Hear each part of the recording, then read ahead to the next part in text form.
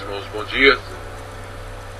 Eu queria convidá-los a abrir a Palavra de Deus na segunda carta de Paulo aos Tessalonicenses, no capítulo 2.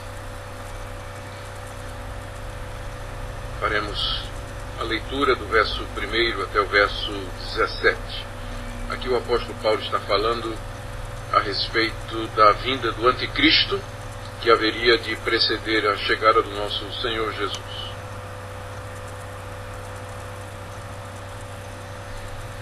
Segunda de Paulo aos Tessalonicenses, capítulo 2, de 1 em diante. Irmãos, no que diz respeito à vinda de nosso Senhor Jesus Cristo e a nossa reunião com Ele, nós os exortamos a que não vos demovais da vossa mente com facilidade, nem vos perturbeis, quer por espírito, quer por palavra, quer por epístola, como se procedesse de nós, supondo tenha chegado o dia do Senhor. Ninguém de nenhum modo vos engane, porque isso não acontecerá sem que primeiro venha a apostasia e seja revelado o homem da iniquidade, o filho da perdição, o qual se opõe e se levanta contra tudo que se chama Deus e é objeto de culto, a ponto de assentar-se no santuário de Deus, ostentando-se como se fosse o próprio Deus. Não vos recordais de que ainda convosco eu costumava dizer-vos estas coisas? Agora sabeis o que o detém, para que ele seja revelado somente em ocasião oportuna, em ocasião própria. Com efeito, o mistério da iniquidade já opera, e aguarda somente que seja afastado aquele que agora o detém. Então será de fato revelado o iníquo, a quem o Senhor Jesus matará com o sopro de sua boca e o destruirá pela manifestação da sua vinda. Ora, o aparecimento do iníquo é segundo a eficácia de Satanás, com todo o poder e sinais e prodígios da mentira, e com todo o engano de injustiça aos que perecem, porque não acolheram o amor da verdade para serem salvos.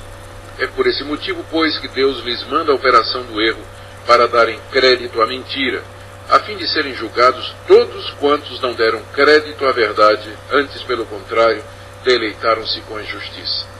Entretanto, devemos sempre dar graças a Deus por vós, irmãos amados pelo Senhor, porque Deus os escolheu desde o princípio para a salvação, pela santificação do Espírito e fé na verdade, para o que também vos chamou, mediante o nosso Evangelho, para alcançardes a glória de nosso Senhor Jesus Cristo.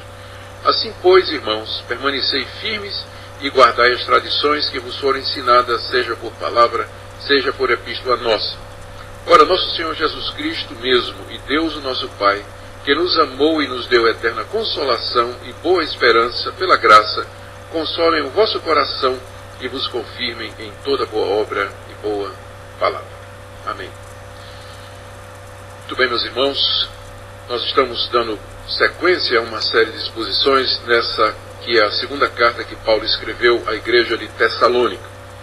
E vamos nos recordar do que nós já falamos, para que ambientemos essa passagem, para que nós possamos compreendê-la melhor. Quando a gente tem a visão do todo e da sequência, fica melhor compreendermos passagens individuais e menores da Bíblia. Conforme nós já vimos nas preleções anteriores, a igreja de Tessalônica foi fundada por Paulo, que passou um tempo recorde ali. Ele não passou mais do que um mês. Chegou na sinagoga, pregou o evangelho durante 3 sábados, muitos judeus se converteram, outros ficaram furiosos, expulsaram Paulo da cidade, não antes de que ele tenha organizado a igreja, fundado a igreja, deixado ali novos convertidos e uma liderança. Ele tentou voltar para a igreja depois e não conseguiu. Ele diz que Satanás o impediu.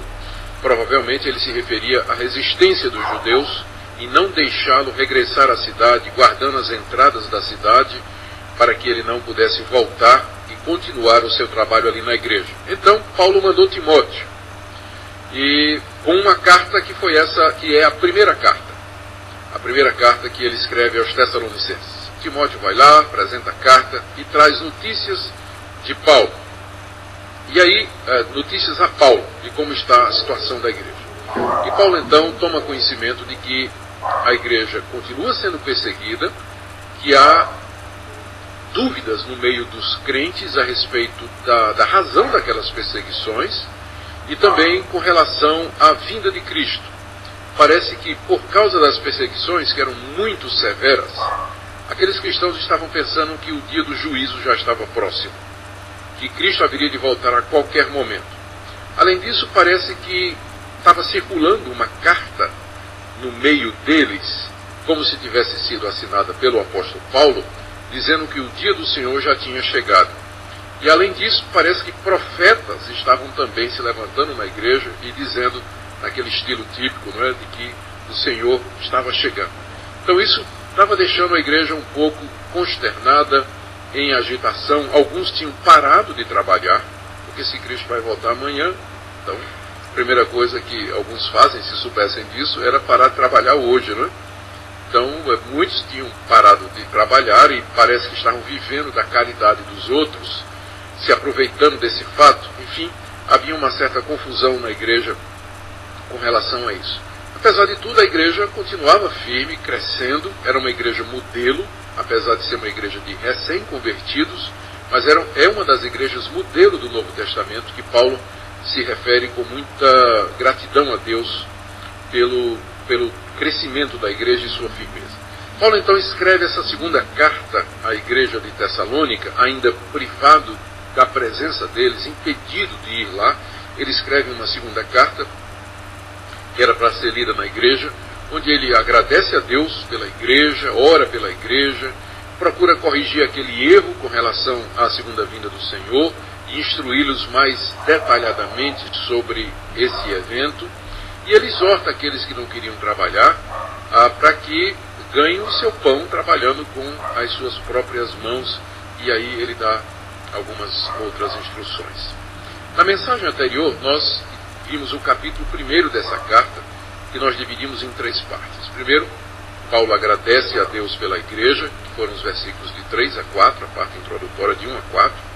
Segundo, Paulo conforta os crentes que estavam passando por dificuldades, por aquelas provações, falando a respeito da vinda do Senhor, que seria alívio para eles e julgamento para os ímpios e incrédulos que os perseguiam, do verso 5 a 10. E ele termina o capítulo 1 orando por eles, para que Deus os fortaleça e continue a sua obra, versos de 11 a 12. E aqui no capítulo 2, que é o coração da carta, Paulo trata daquela questão da vinda do Senhor, daquele engano que estava prevalecendo na igreja com respeito à ocasião da vinda de Cristo. Eles não estavam errados em esperar a vinda do Senhor para breve. O problema é que eles estavam esperando para breve demais, como se fosse uma coisa a acontecer imediatamente, no dia seguinte. E Paulo então procura corrigi-los com relação a isso. É disso que trata o capítulo 2, e é isso que nós veremos nessa manhã, se o tempo permitir. Eu não sei se vai dar para todo o capítulo 2, mas vamos avançando até onde nós pudermos. Muito bem. Aqui no capítulo 2, nos 2 versos iniciais, conforme nós lemos, nós temos o erro escatológico e a origem deles. Aí no verso 2, no final do verso 2, Paulo diz que eles estavam supondo que havia chegado o dia do Senhor. O dia do Senhor é a expressão comum no Novo Testamento para se referir ao dia da vinda de Cristo. É o dia quando ele descerá dos céus com os anjos do seu poder, nas nuvens, com poder e glória, para fazer 2 coisas: para julgar e condenar os ímpios, e segundo, para se reunir com o seu povo e ficar com ele para todo sempre. No pensamento da igreja de Tessalônica, aquele dia já tinha chegado, estava às portas, era iminente, era uma questão de horas, talvez dias no máximo, mas não passaria daquela geração, daquele momento, o dia do Senhor. O que pode ter causado isso, nós encontramos aqui no verso 2. Paulo diz, no verso 1, no que diz respeito à vinda de nosso Senhor Jesus Cristo e a nossa reunião com Ele, nós os exortamos a que não vos demovais da vossa mente com facilidade. Ou seja, Paulo diz aqui, eu estou pedindo, estou exortando vocês a que vocês não se demovam daquilo que vocês aprenderam de mim, aquilo que eu instruí vocês, aquilo que eu orientei. Não se afastem do que eu falei com tanta facilidade. Ou seja, às vezes os cristãos têm a tendência de se afastar do ensino apostólico com alguma facilidade. E Paulo aqui está exortando para que eles permaneçam firmes naquilo que ele ensinou. E aqui ele diz alguma coisa interessante. Ele diz: não vos perturbeis, quer por espírito. Algumas versões, como por exemplo a NVI, já traduz profecia. Porque o espírito aqui que Paulo se refere, ele está se referindo aos profetas ou aos espirituais, que era um outro nome que no Novo Testamento é dado para aquelas pessoas que alegam falar pelo Espírito Santo. Eles são chamados de espirituais porque dizem que tem uma mensagem da parte do Espírito Santo. Então, Paulo às vezes se refere a estas mensagens como sendo alguma coisa do Espírito. Então, quando ele diz aqui, não vos demovais, quer por Espírito, quer dizer, não deixe que nenhum profeta, que qualquer pessoa que alegue estar falando pelo Espírito, afaste vocês do meu ensino. Quer dizer, Paulo considerava o ensino dele, o ensino apostólico, como sendo autoritativo e superior ao dos profetas que se levantam nas igrejas para dizer coisa diferente. Então não se demovam do pensamento de vocês, quer por Espírito, alguém falando em nome do Espírito Santo, quer por palavra, por uma pregação, por um ensino, por uma doutrina, mas que não está de acordo com o ensino apostólico, quer por epístola, como se procedesse de nós. Então essa passagem dá a entender que estava circulando na igreja uma epístola, como se tivesse vindo de Paulo, um livro apócrifo, não é? Como se tivesse sido escrito pelo apóstolo Paulo, e todas estas coisas, os profetas, esses mestres e essa epístola estavam dizendo: chegou o dia do Senhor. O dia do Senhor está aqui.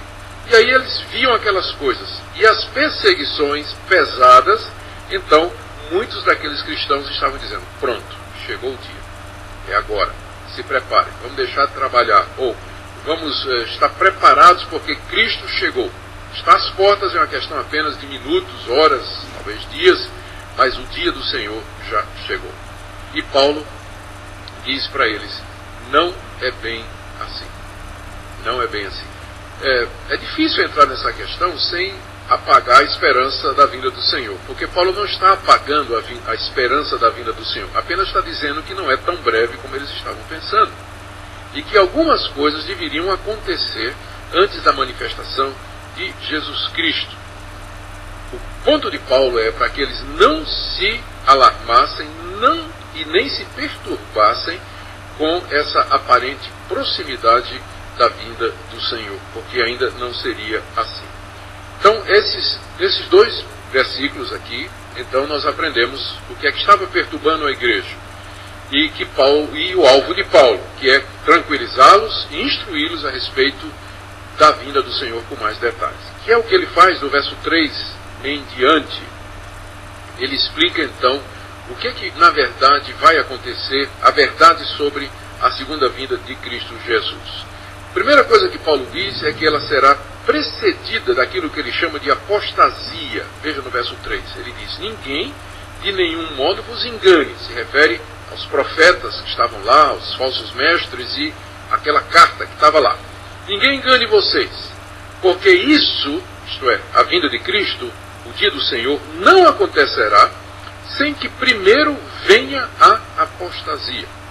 Então aqui nós aprendemos que antes da vinda de Cristo, uma coisa precisa acontecer, que é aquilo que Paulo chama aqui de apostasia. Essa palavra significa literalmente uma rebelião, uma revolta, um desvio daquilo que está estabelecido com o propósito de ir contra ele. E no contexto aqui, e no contexto da Bíblia, significa uma revolta geral contra Deus, dentro e fora da igreja.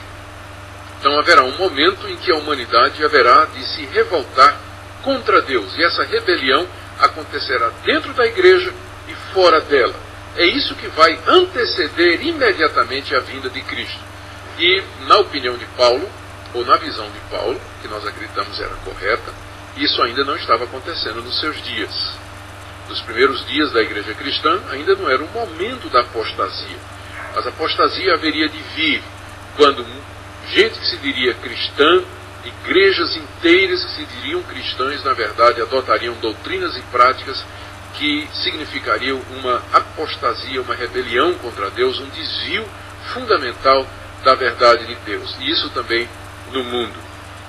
Então, primeiro tem que acontecer a apostasia, o desvio geral, o abandono geral da igreja e do mundo das verdades de Deus. Segunda coisa que teria que acontecer, ele diz ainda no verso 3, é que tem que ser revelado o homem da iniquidade, o filho da perdição. Esse homem da iniquidade, o filho da perdição, é aquele que em outros lugares da Bíblia é chamado também de o anticristo. O anticristo, daqui a pouco eu vou explicar por que esse nome. Mas aqui ele é chamado o homem da iniquidade, ou o homem do pecado, e o filho da perdição. Ele é, pelo que nós lemos aqui, o agente do diabo que vai liderar essa apostasia. É uma espécie de Messias infernal, um Messias satânico. É curioso como o que se diz aqui desse filho da perdição, esse homem da iniquidade, é muito similar a Cristo, só que ao contrário. Então, veja só, Paulo diz, será revelado. A palavra revelação é a mesma palavra que é usada pelo próprio Paulo nessa carta e em outras para se referir à revelação de Jesus Cristo. Ou seja, Cristo aparece no mundo. Ele estava oculto, ele era desconhecido do mundo, mas ele foi revelado ao mundo quando ele encarnou e quando a verdade a respeito dele foi anunciada pelos apóstolos. Então esse mesmo verbo revelar é usado também para o anticristo. Ele será revelado, ou seja, ele está oculto, ele é desconhecido do mundo, mas de repente a sua identidade será manifesta. De repente ele será visto, ele chegará e será percebido por todos. Ele é chamado aqui o homem do pecado e o filho da perdição, da mesma forma que Jesus Cristo é chamado o homem justo, o homem santo e o filho de Deus, aquele que nos veio trazer a salvação. Assim como Cristo representa a nova humanidade dos redimidos, os eleitos, a igreja de Deus é o cabeça, esse aqui, ele é o cabeça dessa rebelião, ele é o líder dessa revolta e da apostasia, encarnando em si o pecado e a perdição como consequência, o filho da perdição. Então já apontando para a sua missão e já apontando para o seu final. Ele é não somente aquele que vai promover a iniquidade e o pecado, mas é aquele também que vai, ele mesmo já está perdido, é o perdido por natureza, mas levará também a humanidade à perdição. É um Messias ao contrário, é o Messias satânico, infernal, que se levantará junto com a apostasia. Ele diz aí no verso 4, que ele, e aqui, daqui é que vem o nome anticristo, é que ele se opõe e se levanta contra tudo que se chama Deus ou objeto de culto, a ponto de assentar-se no santuário de Deus, ostentando-se como se fosse o próprio Deus.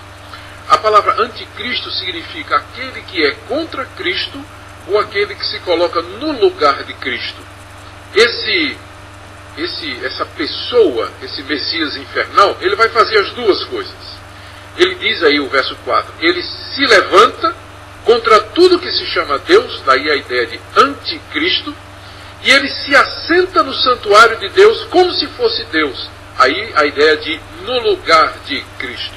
Então é anticristo nesse sentido, porque ele se levanta contra Deus e o seu Cristo, e ele toma o lugar de Deus e do seu Cristo. É isso que ele vai fazer. Vai liderar a apostasia, a rebelião contra Deus, mas ao mesmo tempo ele vai se apresentar como se fosse o próprio Deus, como se fosse o próprio Cristo, o Salvador da humanidade. Daí o nome anticristo. Então alguns perguntam, e aqui só uma nota de rodapé, que santuário é esse, não é? Ele vem a ponto de assentar-se no santuário de Deus, ostentando-se como se fosse o próprio Deus. Então, por isso muitos defendem que, para que isso aconteça, o templo de Jerusalém terá que ser reconstruído. Eu não acho que é isso que Paulo está dizendo aqui. Há uma esperança, há uma expectativa em muitos cristãos de que o templo de Jerusalém seja reconstruído e que Cristo volte para entrar no templo e ali assumir o trono de Davi e uma série de outras coisas. A nossa tradição reformada é mais de um outro pensamento, de que Cristo já assumiu o trono de Davi, e que o santuário de Deus é a igreja. A explicação para isso aqui mais provável é que é nesse sentido que está sendo usada a palavra santuário. Da mesma forma que o santuário, o templo de Jerusalém no Antigo Testamento era um símbolo da igreja, Paulo também usa aqui. E esse anticristo ele vai surgir de dentro da igreja. Ele vai aparecer de dentro da igreja. E ele vai atrair os cristãos a ele. Ele vai se apresentar como sendo o Messias. Ele vai querer a adoração dos cristãos, quando na verdade ele estará liderando a igreja para longe do verdadeiro Deus e da verdadeira doutrina. Isso é que é a apostasia. Curiosamente, nessa mesma época que Paulo escreveu isso, pouco tempo antes, o imperador Caio Calígula tinha provocado uma rebelião entre os judeus, quando mandou colocar uma estátua dele lá no templo de Jerusalém para ser adorado pelos judeus. Isso deu uma revolução, deu uma briga, não é? Os judeus jamais aceitariam esse tipo de coisa. Paulo talvez esteja aqui usando esse evento de Caio Calígula, que se julgava Deus. Todos os imperadores romanos, a partir de um certo imperador, passaram a se julgar filho dos deuses, ou filho de Deus. Então, Caio Calígula quis colocar uma estátua dele no templo de Jerusalém para ser adorado pelos judeus como Deus. E os judeus se revoltaram contra isso, deu uma confusão muito grande. Caio mandou tirar a estátua porque viu que não valia a pena fazer isso. Ele acabou cedendo, né? Não quis briga com os judeus. Talvez esse episódio esteja aqui por detrás da linguagem que Paulo esteja usando, de que o anticristo haverá da mesma forma de se apresentar como Deus e querer a adoração do povo de Deus. E isso não era uma coisa que Paulo estava inventando. Veja o que diz o verso 5. Não vos recordais de que ainda convosco eu costumava dizer-vos estas coisas? Não é interessante? Paulo passou no máximo um mês com aquela igreja e já tinha ensinado escatologia, não é? Já tinha ensinado escatologia. Tinha ensinado não somente a doutrina da salvação, que o caminho é o Senhor Jesus, santificação, mas também já tinha entrado na esperança da vinda do Senhor e dado os detalhes de como ele haveria de voltar. Então, o que ele está fazendo aqui agora é dizer aos Tessalonicenses: não se desviem daquilo que vocês aprenderam. Eu disse a vocês que o dia do Senhor seria precedido pela apostasia e pela manifestação do anticristo. Agora vocês estão se desviando do que eu ensinei.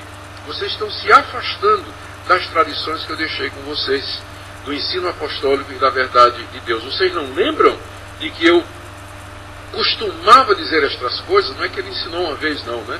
Ele costumava dizer estas coisas, ele ensinava com frequência estas coisas na igreja a respeito da vinda do Senhor. O que serve de alerta para nós, que nós às vezes falamos tão pouco sobre isso, ensinamos tão pouco sobre isso. A esperança da vinda do Senhor, talvez por causa da demora, ela é como uma chama que está se apagando, uma brasinha que está esfriando, quando deveria de fato não como os Tessalonicenses, não é? Mas com certeza deveria ser a expectativa que marcasse os nossos dias. No verso 6, Paulo diz que apenas tem uma coisa que impede a manifestação do anticristo, seguida pela manifestação do Senhor Jesus. E ele não diz o que é. Mas os Tessalonicenses sabiam. Veja o que ele diz no verso 6. E agora sabeis o que o detém, para que ele seja revelado somente em ocasião própria. Os Tessalonicenses sabem, mas nós não. Paulo não diz o que é que está detendo o anticristo. Por isso nós ficamos na especulação, não é? Ficamos na especulação. Sabemos que tem alguma coisa que está detendo o anticristo. O homem do pecado, o filho da perdição, a apostasia, ela ainda não se manifestou. E tem alguma coisa detendo aquilo. O que é? Alguns acham que é a igreja, a presença da igreja no mundo. Que um pouco antes da vinda de Cristo ela vai ser arrebatada. E aí, sem a igreja no mundo, o anticristo se manifesta. Mas não parece que é isso que Paulo está dizendo aqui. Ele dá a impressão de que os cristãos haverão de estar aqui quando essa apostasia acontecer e o filho do pecado, o filho da perdição, o homem do pecado, se revelar. Outros acham que é o Espírito Santo. A presença do Espírito Santo nesse mundo impede a manifestação do anticristo. E aí eles dizem, quando a igreja for arrebatada, o Espírito Santo também vai com eles. Mais uma vez nós temos dificuldade em aceitar esse tipo de ensino, primeiro porque nós não vemos nenhuma fundamentação bíblica para isso. Segundo, porque se o Espírito Santo for tirado da terra, como é que os judeus vão se converter durante a grande tribulação, se não tem Espírito Santo aqui, e como eles ensinam também? Essa seria uma outra dificuldade. Terceira possibilidade é o propósito de Deus. O que o detém, o que impede a manifestação, é a determinação de Deus, é o decreto de Deus. Não chegou o tempo de Deus ainda. Então a vontade de Deus segura a manifestação da apostasia, do homem do pecado, do filho da perdição, até, como diz Paulo aqui, em ocasião própria, que só quem sabe é Deus. Eu não sei exatamente a que Paulo se refere, o que é que o detém, não é? Ele se refere a isso aqui, e no verso 7 outra vez. E é interessante que no verso 6 ele fala desse que o detém como se fosse uma coisa, e no verso 7 ele fala disso que o detém como se fosse uma pessoa. É porque no grego você tem essa possibilidade, não é? Ou do neutro ou do masculino. Ele usa o neutro e o masculino. Então os intérpretes não sabem se ele está se referindo a uma pessoa, uma coisa, as duas combinadas.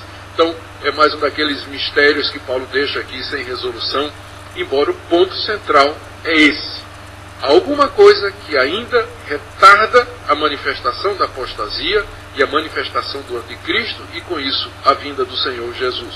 Mas na ocasião própria, esse empecilho será tirado, e aí a apostasia se manifestará com toda a sua força, o homem do pecado que vai assumir o lugar de Deus, se levantar contra Deus e se oferecer como sendo aquele que é objeto de adoração. Agora note que Paulo, no verso 7, a partir no verso 7, ele diz que o mistério da iniquidade já opera e que aguarda somente que seja afastado aquele que agora o detém. Enquanto que a apostasia, se por um lado a apostasia e o anticristo estão sendo detidos, eles não se manifestaram plenamente, por outro lado, o que Paulo chama aqui, o mistério da iniquidade, já está em operação nesse mundo. Então, o que é isso? O mistério da iniquidade já opera. Mais uma vez, como está dizendo, é um mistério, né? Se não fosse um mistério, nós saberíamos. Mas é um mistério. Então nós não sabemos direito o que é. Podemos tecer algumas considerações. O mistério da iniquidade é já a operação da apostasia e do anticristo nesse mundo, embora não de forma completa. Lembra que eu falei que tem muita coisa que é dito aqui, que é uma espécie de espelho ao contrário do que é dito de Cristo? Pensemos no reino de Cristo. O Senhor Jesus já reina e o reino de Deus já está presente nesse mundo, mas ainda não completamente. O Espírito de Deus já opera, mas nós aguardamos a sua manifestação final na ressurreição dos mortos e na transformação dos nossos corpos. Pensando no reino de Deus, nós falamos de um já, mas ainda não. Já somos salvos, mas ainda não chegou a salvação completa. Falta ainda a ressurreição dos mortos e a vida eterna. Então, da mesma forma, nós podemos falar do reino da perdição, do reino de Satanás. Ele já está presente, o mistério da iniquidade já opera, mas ainda não completamente, porque alguma coisa o detém. Da mesma forma que Cristo ainda virá, o anticristo também ainda virá.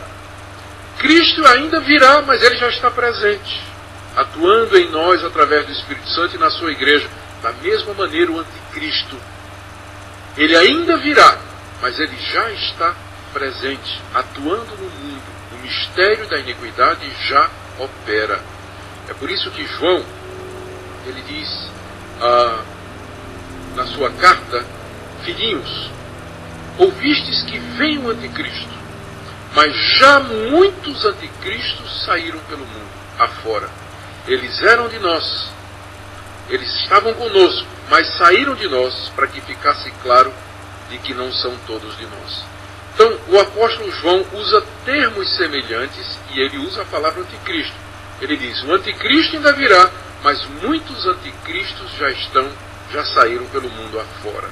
Da mesma forma que Cristo ainda virá, mas enquanto ele não vem, os seus servos saíram pelo mundo afora pregando o Evangelho. Da mesma forma o anticristo, ele ainda virá, mas os seus servos já estão no mundo, agindo no mundo. O mistério da iniquidade já opera. E o que é que vai acontecer então quando o anticristo se revelar?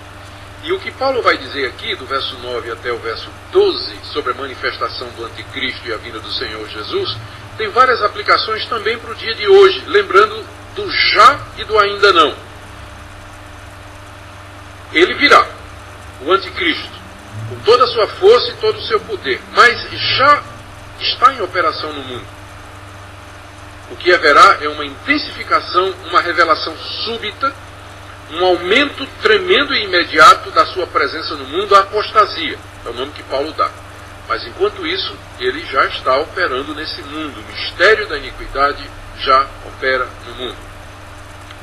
Veja só como Paulo descreve o aparecimento dele no verso 9 em diante. Ora, o aparecimento do iníquo, o iníquo aqui é o filho da perdição, o homem do pecado. O aparecimento do ímpio, é isso que ele é segundo a eficácia de Satanás, com todo o poder e sinais e prodígios da mentira. Aqui nós vemos que esse filho da perdição, homem do pecado, o líder da apostasia, quando o iníquo, quando ele aparecer, ele virá segundo a eficácia de Satanás. Quando Cristo apareceu, o Espírito Santo veio sobre ele. Lá no Jordão, quando ele foi batizado, ele foi cheio do Espírito Santo. E a eficácia de Deus estava com ele, para fazer sinais e prodígios, para curar, para salvar as pessoas, para perdoar pecados. O anticristo é exatamente o oposto. Quando ele aparecer, ele vem segundo, não a eficácia de Deus e do Espírito Santo, mas segundo a eficácia de Satanás. Ele será cheio do diabo, cheio do espírito maligno de Satanás. E da mesma forma que Cristo fez sinais e prodígios, porque estava cheio do Espírito Santo, esse também, veja o verso 9, ele fará sinais e prodígios da mentira. O anticristo também fará sinais e prodígios, só que ele vai fazer isso segundo a eficácia de Satanás, o poder de Satanás. Essa expressão, sinais e prodígios da mentira, pode significar duas coisas. Primeiro, que são sinais e prodígios mentirosos, falsos, porque Satanás não cura ninguém. Satanás não faz o bem a ninguém. Ele ilude as pessoas. Por isso que esses sinais e prodígios seriam de mentira. Ou então, seriam sinais e prodígios que de fato aconteceram, mas que têm como objetivo levar as pessoas a acreditar na mentira. Que é o que acontece hoje quando alguém faz uma promessa a um santo e diz assim: se eu ficar curado, eu vou lá em Aparecida e vou subir as escadarias de joelho e vou pagar a promessa, a imagem de Aparecida. A pessoa fica curada e aquela cura é uma cura da mentira, porque leva aquela pessoa a se tornar uma devota de um ídolo, de um falso Deus. Como acontece em muitas religiões, sinais e prodígios, as pessoas têm experiências, elas são curadas, elas têm os seus problemas resolvidos, e o resultado é que elas se apegam cada vez mais à mentira. Ela diz: não, o santo tal me curou, não, fulano de tal reencarnou e através do médium me curou. E essas experiências que as pessoas têm com o sobrenatural empurram as pessoas cada vez mais para longe de Deus. Essa é uma estratégia do anticristo, que já opera. O uso de sinais, prodígios, milagres do sobrenatural você encontra em todas as falsas religiões.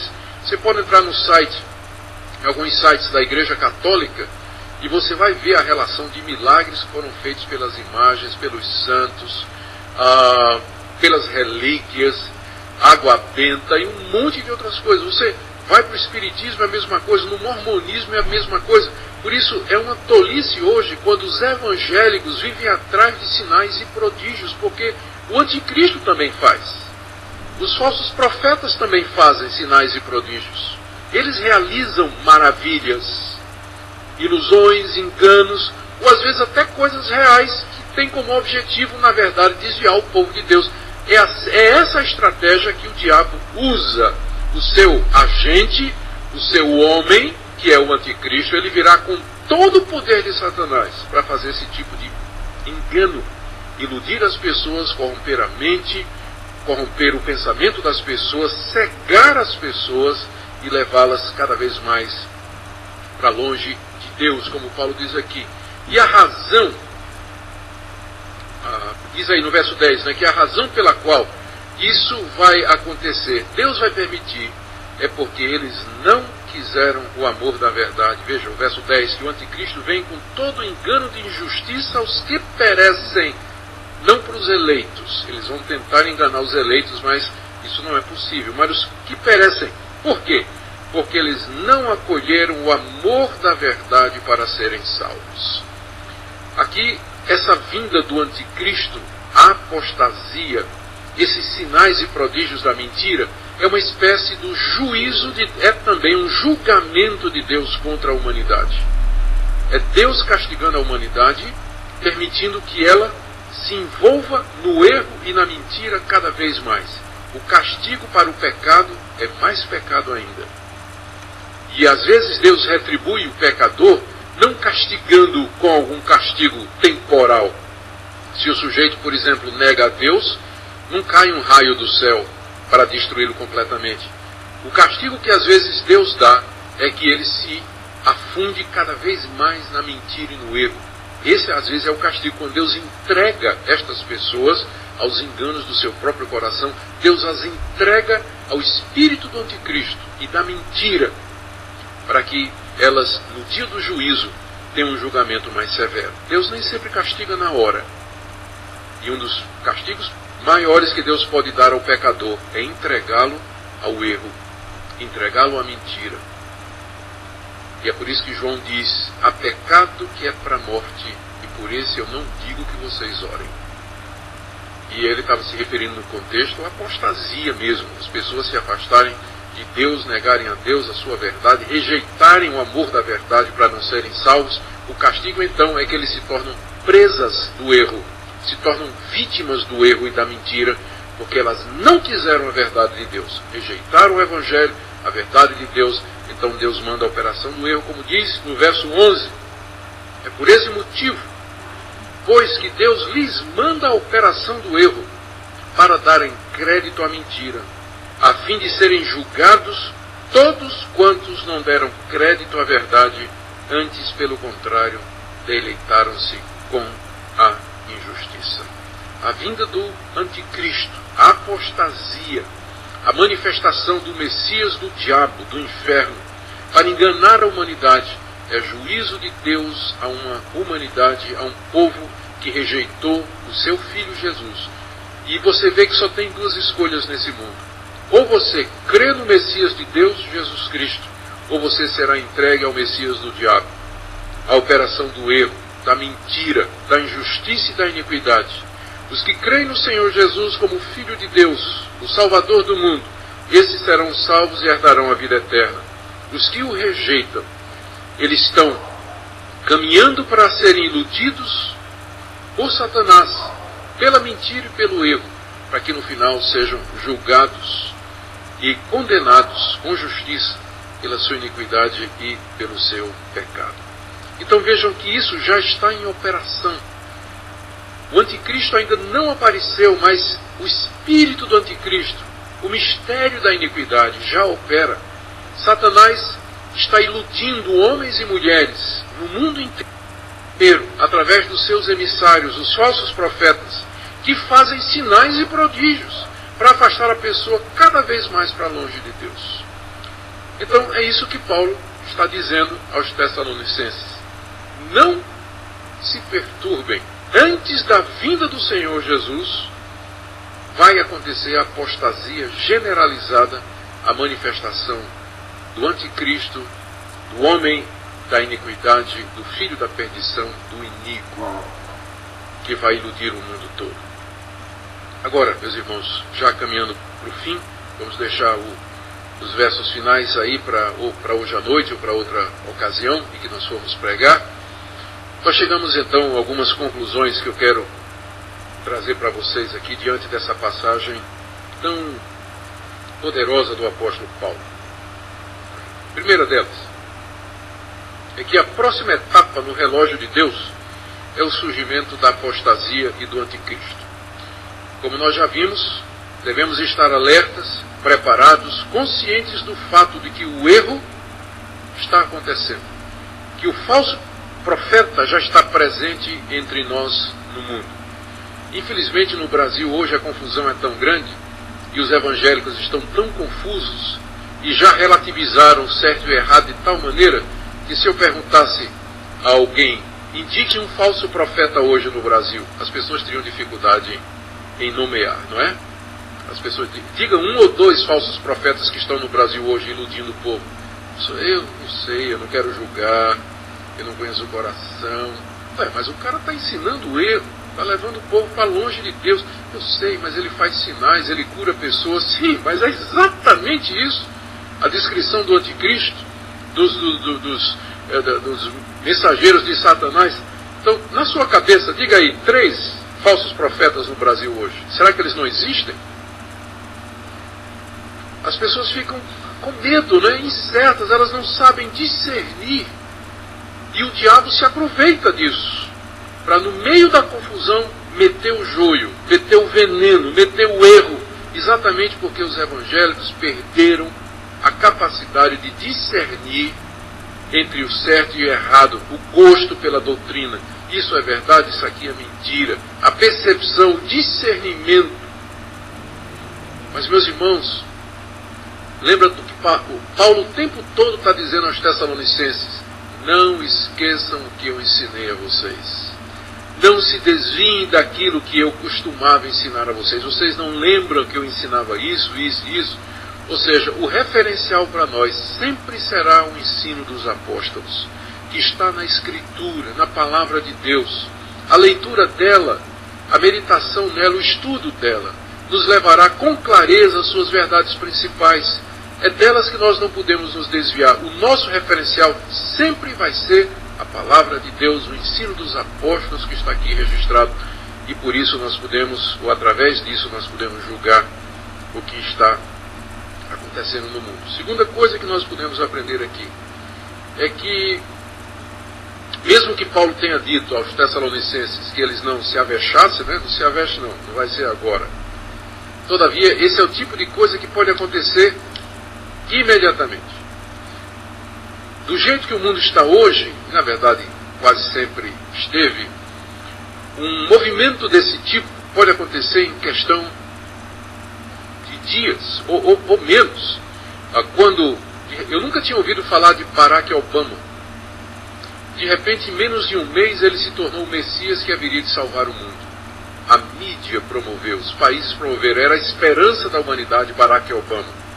Infelizmente ou felizmente, a popularidade dele hoje já está em 40%, né? Ninguém fala mais em Barack Obama como salvador do planeta. Mas lembram da febre no mundo inteiro quando apareceu Barack Obama? Você nunca tinha ouvido falar dele? Tinha? E de repente, em menos de um mês, ele estava em todo lugar, era um salvador do mundo, era a esperança de todo mundo, que ia começar uma nova ordem mundial. Então imagine quando apareceu o anticristo com toda a eficácia e poder de Satanás, em questão de dias, menos até, ele se projeta como líder mundial e lidera a apostasia, a rebelião contra Deus e contra todas as coisas. Então, meus irmãos, embora, por um lado, nós tenhamos de conter o fervor apocalíptico, que às vezes é nada mais do que uma euforia sem qualquer base, por outro lado, não esqueçamos de que a vinda do Senhor de fato está próxima, e que estas coisas todas podem acontecer muito rapidamente, e de repente nós nos vemos no meio desse momento terrível que a Bíblia também chama de a grande tribulação, e que precede a vinda do Senhor Jesus, período de grande sofrimento para os verdadeiros cristãos, quando se manifestar esse anticristo. E, portanto, o ponto aqui é que nós devemos estar prontos, preparados, conscientes, apegados ao Senhor Jesus e à sua palavra, ao ensino dos apóstolos, para que nós não sejamos iludidos. Uma outra coisa que nós aprendemos aqui é que os milagres e os prodígios, o sobrenatural, eles não são uma prova de que a pessoa é de Deus. Não são. Na verdade, se você quer saber se uma pessoa é de Deus, você tem que checar a doutrina dela. o ensinamento daquela pessoa se está de conformidade com as Escrituras, porque o falso profeta também faz sinais e prodígios. As religiões que não são verdadeiras, elas também exibem sinais e prodígios. Então, se por um lado nós não podemos negar e dizer que Deus não faz sinais e prodígios verdadeiros hoje, Ele faz sim, Ele é soberano, todavia Deus não pede de nós que nós definamos o certo e o errado mediante intervenções sobrenaturais. O que Ele pede é que nós conheçamos a Sua palavra e fiquemos firmes nela, para não sermos iludidos e levados pelos falsos mestres. E por último, nós vemos aqui o triste e terrível destino dos ímpios e daqueles que rejeitam o amor da verdade. Às vezes nós perguntamos, por que Deus não castiga o ímpio logo de vez? Por que o chão não se abre e essas pessoas são precipitadas no inferno, como se o inferno fosse no centro da terra, né? Ou, por que não cai um raio do céu? Por que Deus não faz chover fogo do céu, como fez em Sodoma e Gomorra, e castiga os ímpios? Eu já me fiz essa pergunta várias vezes. Mas a resposta é que Deus, Ele tem outra maneira de castigar os ímpios.